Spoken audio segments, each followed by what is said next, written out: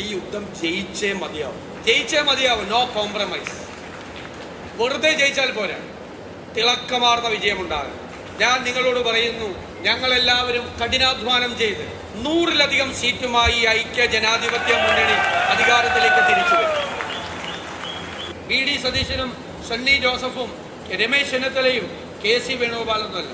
Long time പെർസ്പെക്റ്റീവോടുകൂടി 2030-ലെയും 2040-ലെയും Keralam എന്തായിരിക്കണം, ഓരോ കാര്യത്തിലും സമയബന്ധിതമായി നമുക്ക് എന്തു ചെയ്യാൻ കഴിയും, എന്തു നമ്മൾ ചെയ്യും എന്നുള്ള പ്രഖ്യാപനം കൂടി ജനുവരിയിൽ ഉണ്ടാകും. UDF-കാരുടെ മനസ്സിൽ ഒരു ലഡ് പൊട്ടുന്ന വാർത്തയാണ് ഇന്ന് നമുക്ക് പറയാനുള്ളത്. കോൺഗ്രസ്സുകാരുടെയും അതെന്താണെന്നല്ലേ. ഇതിന്റെ വിശദ വിവരങ്ങളിലേക്ക് കടക്കുന്നതിന് മുമ്പ് സ്പേസ് മലയാളത്തിന്റെ പുതിയ എപ്പിസോഡിലേക്ക് എല്ലാവർക്കും സ്വാഗതം. കേരളത്തിലെയും ഇന്ത്യയിലെയും ലോകത്തിലെയും പ്രധാന സംഭവവികാസങ്ങൾ 10 മിനിറ്റിനുള്ളിൽ വിശകലനം ചെയ്തുകൊണ്ട് നിങ്ങളുടെ മുന്നിൽ അവതരിപ്പിക്കുന്നു. അതിനായി സ്പേസ് മലയാളം ഇപ്പൊ തന്നെ സബ്സ്ക്രൈബ് ചെയ്താൽ ഓക്കെ, നമുക്ക് തുടങ്ങാം. അപ്പോൾ എന്താണ് UDF-കാരെ സംബന്ധിച്ചിടത്തോളം ഇത്ര സന്തോഷകരമായ വാർത്ത അറിയാനുള്ളത് എന്ന് വെച്ചാൽ അത് മറ്റൊന്നുമല്ല, 2026 തെരഞ്ഞെടുപ്പിൽ UDF 110 സീറ്റോടുകൂടെ അധികാരത്തിലെത്തുമെന്ന് നമ്മുടെ പ്രിയങ്കരനായ പ്രതിപക്ഷ നേതാവ് വി.ഡി. സതീശൻ പ്രഖ്യാപിച്ചിരിക്കുന്നു. UDF-കാർ ഞെട്ടരുത്, LDF-കാർ ഞെട്ടും ബോധം കെടും, അതെല്ലാം സത്യം. അവർക്കിത് സഹിക്കാൻ പറ്റില്ല. കാരണം 10 കൊല്ലത്തെ LDF-ന്റെ പിണറായി വിജയന്റെ ഭരണം കഴിഞ്ഞ് പിണറായി വിജയൻ 3.0 കാത്തിരിക്കുന്ന അവരെ സംബന്ധിച്ചിടത്തോളം ഈ വാർത്ത അത്ര ശുഭകരമായിരിക്കില്ല. ഈ സന്തോഷ വാർത്ത പ്രഖ്യാപിച്ചിരിക്കുന്നത് സതീശൻ കേരളത്തിൽ വെച്ചല്ല കേട്ടോ, അങ്ങ് UAE-യിൽ അജ്മാനിൽ വെച്ചിട്ടാണ്. നമ്മുടെ കേരള പ്രദേശ് കോൺഗ്രസ് കമ്മിറ്റിയുടെ ഒരു ഗൾഫ് കൺട്രീസിലുള്ള മലയാളികളുടെ ഒരു സാംസ്കാരിക സംഘടന ഇൻഗാസ് സംഘടിപ്പിച്ച ഓണാഘോഷ പരിപാടിയിലാണ് ഉദ്ഘാടനം ചെയ്തുകൊണ്ടാണ് നമ്മുടെ പ്രതിപക്ഷ നേതാവ് ഈ പ്രഖ്യാപനം നടത്തിയിരിക്കുന്നത്. വെറുതെ പറയുന്നതല്ല. 2026 നടക്കുന്ന മഹായുദ്ധത്തിൽ UDF-ന് ജയിച്ചേ പറ്റൂ. ആ മഹായുദ്ധം, അത്തരം ഒരു മഹായുദ്ധത്തിനുള്ള പുറപ്പാടിലാണ് UDF-ഉം കോൺഗ്രസും എന്നുള്ളത് പ്രഖ്യാപിച്ചു കഴിഞ്ഞു. ഇതൊരു തെരഞ്ഞെടുപ്പ് പ്രചരണ പരിപാടിയായിട്ട് തന്നെ കണ്ടാൽ മതിയെന്നും നമ്മുടെ സതീശൻ സാറ് അവിടെ പ്രഖ്യാപിച്ചു കഴിഞ്ഞു. അത് UDF-കാരെ സംബന്ധിച്ചിടത്തോളം വളരെ ആവേശം നൽകുന്ന ഒരു പ്രഖ്യാപനമാണ്. കാരണം 10 വർഷമായിട്ട് ഇവിടെ കേരളത്തിൽ അധികാരത്തിലില്ല, കേന്ദ്രത്തിൽ 10-ലധികം വർഷമായിട്ട് 2014 മുതലില്ല, ഇവിടെ 2016 മുതലില്ല. ഇനിയും ഒരു 5 വർഷം ഭരണത്തിലില്ലാതിരുന്നാൽ അതിനെപ്പറ്റി ചിന്തിക്കാനേ കഴിയാത്ത അവസ്ഥയിൽ എങ്ങനെയെങ്കിലും പിണറായിയുടെ ഈ ദുർഭരണം അവസാനിപ്പിച്ച് അടങ്ങൂ എന്ന ഒരു വലിയ പ്രതിജ്ഞയോടുകൂടിയാണ് പ്രതിപക്ഷ നേതാവ് മുന്നോട്ട് വന്നിട്ടുള്ളത്. ആ പ്രഖ്യാപനത്തിൻ്റെ ഒരു വിശദ വിവരങ്ങൾ നമുക്കൊന്ന് നോക്കാം. അദ്ദേഹം അവിടെ പറഞ്ഞിരിക്കുന്നത്, ഈ മാധ്യമങ്ങളുടെയും എതിരാളികളുടെയും വ്യാജ പ്രചരണങ്ങൾ അണികളാരും കുടുങ്ങരുത്. ചില മാധ്യമങ്ങളൊക്കെ UDF-നെതിരായിട്ട് LDF-ന് അനുകൂലമായ വലിയ തരംഗങ്ങൾ സൃഷ്ടിക്കുന്നുണ്ടത്രേ. എന്നാൽ LDF പറയുന്നു നേരെ തിരിച്ചാണ്. മാധ്യമങ്ങളെല്ലാം തന്നെ ഈ ഭരണത്തിനെതിരാണെന്നും UDF-ന് അനുകൂലമായി നിലപാടെടുക്കുന്നു എന്നാണ് അവരുടെ നിലപാട്. എന്തായാലും ഈ യുദ്ധം ജയിച്ചേ പറ്റൂ എന്ന് സതീശൻ സാറ് പ്രഖ്യാപിച്ചു കഴിഞ്ഞു. കാരണം അദ്ദേഹം ഒരു നിലപാടെടുത്താൽ അതിൽ അണ്ണുകിട്ടം മാറാറില്ല. അത് നമ്മൾ നിലമ്പൂരിൽ കണ്ടതാണ്. അൻവറുമായി ഒരു സഖ്യം ചേരരുതെന്ന് തീരുമാനിച്ചു, അത് നടപ്പിലാക്കിയ യുദ്ധത്തിൽ ജയിച്ചു കയറി. അതേ തന്നെ രാഹുൽ മാങ്കൂട്ടത്തിന്റെ കാര്യത്തിലും അദ്ദേഹം ഒരു തീരുമാനമെടുത്തു. അദ്ദേഹത്തെ പാർട്ടിയിൽ നിന്ന് പുറത്താക്കണമെന്ന് തീരുമാനിക്കുന്നു. അത് പുറത്താക്കി കഴിഞ്ഞു. പിന്നെ അതിനകത്ത് മറ്റൊരാലോചനയ്ക്കും അദ്ദേഹം തയ്യാറായിട്ടില്ല എന്നുള്ളത് തന്നെ.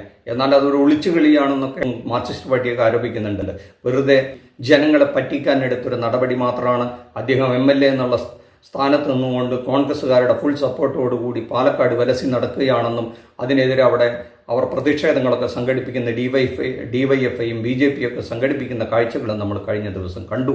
അതൊന്നും പക്ഷേ വിലപ്പോകില്ല എന്നുള്ളത് തന്നെയാണ് സതീശൻ സാറിൻ്റെ പക്ഷം. അദ്ദേഹം ഈ യുദ്ധപ്രഖ്യാപനം നടത്തിയിരിക്കുന്നത് ജനങ്ങൾക്ക് വേണ്ടിയാണത്രേ.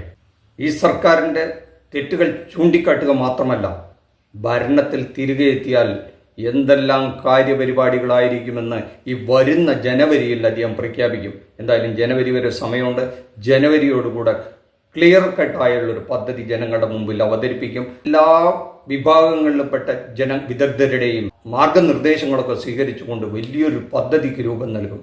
അതിപ്പോൾ ഇന്നത്തെ ഇടതുപക്ഷം ചെയ്യുന്ന ഈ ഈ മീറ്റിങ്ങൊക്കെ സംഘടിപ്പിക്കുന്നുണ്ടല്ലോ, ഈ എന്താണ് പൗരപ്രമുഖരെയൊക്കെ വെച്ച് സംഘടിപ്പിക്കുന്ന വലിയ കേരള വികസന സദസ്സ്, അതൊന്നും ആയിരിക്കില്ല UDF നടത്തുന്നത്. വലിയ തോതിലുള്ള ഒരു ബദൽ നിർദ്ദേശങ്ങളുമായിട്ട് കേരളത്തെ എങ്ങനെ മാറ്റിയെടുക്കാം, LDF മാറ്റിയെടുക്കുന്ന മാതിരിയൊന്നും ആയിരിക്കില്ല UDF എന്നാൽ നടത്താൻ പോകുന്നത് എന്നുള്ളത് ഉറക്കെ പ്രഖ്യാപിച്ചുകൊണ്ടാണ് നമ്മുടെ സതീശൻ സാർ മുന്നോട്ട് വന്നിരിക്കുന്നത്. ആ ഒരു വികസന രേഖ, ഈ ജനുവരിയിൽ പുറത്തുവിടുന്ന വികസന രേഖ, അത് ജനങ്ങളുടെ മുന്നിൽ അവതരിപ്പിച്ചുകൊണ്ട് 110 സീറ്റിലധികം സീറ്റ് UDF നേടും എന്നുള്ള കാര്യത്തിൽ അദ്ദേഹത്തിന് ഉറപ്പാണ്. അതിനുവേണ്ടി അദ്ദേഹം അണികളെ ആഹ്വാനം ചെയ്തു കഴിഞ്ഞു. അണികൾ ആവേശത്തിലാണ്. അത് തുടക്കമിട്ടിരിക്കുന്നത് ഇവിടെ കേരളത്തിലല്ല കേട്ടോ, അങ്ങ് വിദേശത്താണ്, ആ ഗൾഫ് കൺട്രീസിലാണ്. അവിടുത്തെ മലയാളികളോടെല്ലാം തന്നെ നിങ്ങൾ കൃത്യമായി നാട്ടിലെത്തി വോട്ട് ചെയ്തോളണം എന്ന ആഹ്വാനവും ചെയ്തിട്ടുണ്ട്. കാരണം ഈ ഇടതുപക്ഷ ഭരണത്തെ എങ്ങനെയെങ്കിലും തൂത്തെറിഞ്ഞേ പറ്റൂ. ഇനി നമുക്കൊരു ദിവസം പോലും കാത്തിരിക്കാൻ പറ്റില്ല. 10 വർഷമായി അധികാരത്തിലില്ല. അതുകൊണ്ട് കേരളത്തെ നമുക്ക് രക്ഷിച്ചെടുക്കണം. ഈ പിണറായി ഭരണത്തിൽ നിന്നും, അഴിമതി ഭരണത്തിൽ നിന്നും, ഈ സ്വർണ്ണക്കള്ളക്കടത്തിൽ നിന്നൊക്കെ കേരളത്തെ രക്ഷിക്കണമെന്ന് ആഹ്വാനം ചെയ്തിട്ടുണ്ട് അദ്ദേഹം.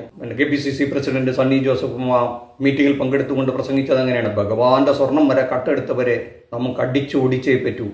ആശാവർക്കർമാരുടെ പട്ടിണി സമരത്തെപ്പറ്റി അദ്ദേഹം സൂചിപ്പിക്കേണ്ടായി. പോലീസിന്റെ നിർദാക്ഷിണ്യമുള്ള മർദ്ദനത്തെപ്പറ്റി, കൊടും ഭീകരമായ കോൺഗ്രസ്സുകാർക്ക് നേരെയുള്ള ആക്രമണത്തെ പറ്റിയും അദ്ദേഹം അവിടെ സൂചിപ്പിച്ചു. അപ്പം അതുകൊണ്ട് തന്നെ UDFകാരെ സംബന്ധിച്ചിടത്തോളം 2026 നടക്കാൻ പോകുന്ന ഈ മഹായുദ്ധം ഏത് വിധേനയും ജയിച്ചേ അടങ്ങൂ എന്നുള്ള ഒരു ഉറപ്പുണ്ട്. അതിൻ്റെ പടനായകനായിട്ട് VD സതീശൻ സ്വയം പ്രഖ്യാപിച്ചു കഴിഞ്ഞു. എന്തായാലും അത് മാത്രമല്ല, സണ്ണി ജോസഫ് ഒരു കാര്യം കൂടെ പറഞ്ഞു വെച്ചു: അടുത്ത ഓണാഘോഷ പരിപാടി ഇവിടെ ഇൻഗാസ് സംഘടിപ്പിക്കുമ്പോൾ അത് കേരളത്തിൻ്റെ മുഖ്യമന്ത്രിയായ UDFന്റെ നേതാവായിരിക്കും അത് ഉദ്ഘാടനം ചെയ്യുക എന്നുകൂടി പറഞ്ഞു വെച്ചു എന്നുള്ള സന്തോഷകരമായ ഒരു വാർത്ത കൂടി UDFനെ സംബന്ധിച്ചിടത്തോളം, അതിൻ്റെ അണികളെ സംബന്ധിച്ചിടത്തോളം, അതിലേറെ മുസ്ലിം ലീഗിൻ്റെ അണികളെ സംബന്ധിച്ചിടത്തോളം ആവേശം പകരുന്നു എന്നുള്ള കാര്യത്തിൽ തർക്കമില്ല. UDFകാരെ സംബന്ധിച്ചിടത്തോളം ഒരു സെക്കൻഡ് വെറുതെ ഇരിക്കാനുള്ള സമയമില്ല എന്നുള്ളതാണ്. വെറുതെ 10 വർഷം പാഴാക്കി കളഞ്ഞു.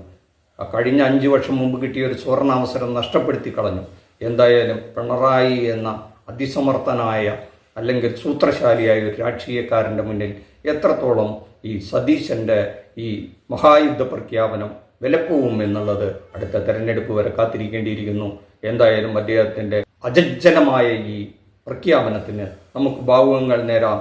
നന്ദി, നമസ്കാരം. മറ്റൊരു വിഷയവുമായി മറ്റൊരു എപ്പിസോഡിൽ കാണുന്നവരെ താങ്ക് യു.